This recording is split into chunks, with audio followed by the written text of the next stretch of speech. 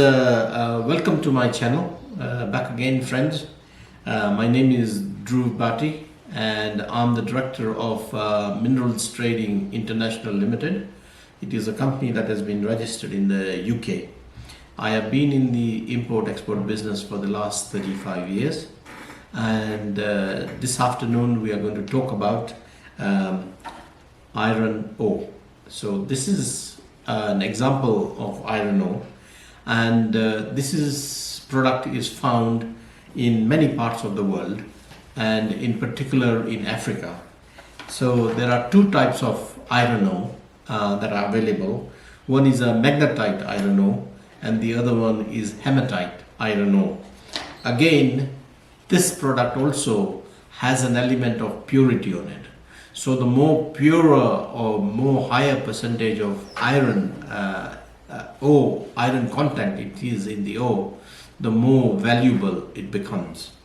So the biggest countries that do import iron ore are China and India, and then there are other countries that do import which don't have this resource.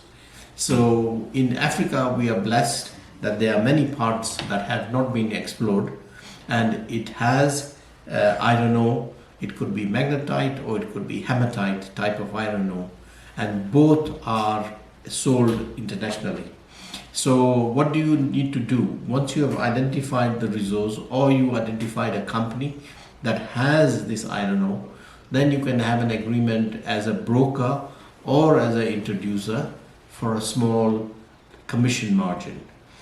What you need to do is you need to get all the details of the mining company or the exporting company, who they are, what their capacity is, and whether they are in a position to export. Make sure you do that before you move on. Once you are satisfied that the company is genuine and they have the capacity to supply, then you need to go on to Google and you type in buyers of iron ore. You will get many lists. You create a database for this, and then you create a one-page offer sheet for the iron ore.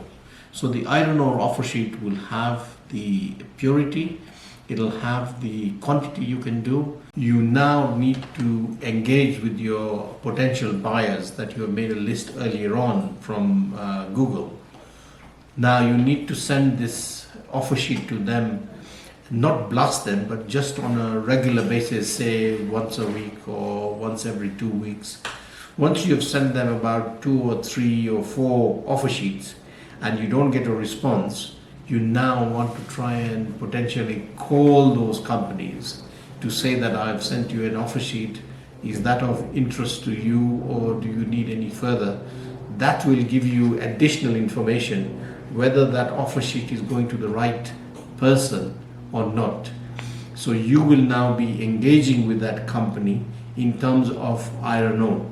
We're not going to discuss about anything else, just about iron ore, because that's very specific.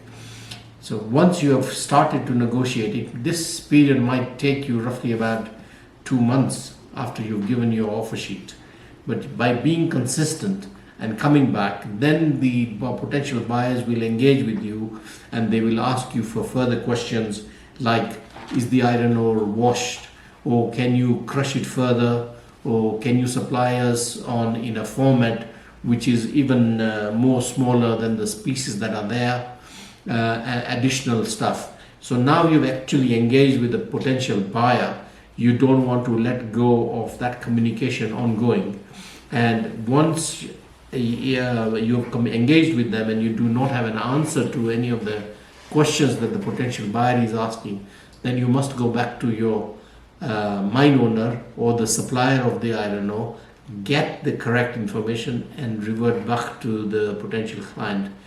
And over a period of time, sooner or later, you will get a purchase order for the iron ore exports, and then you are on your way to dealing with the export from East Africa or from other parts of Africa.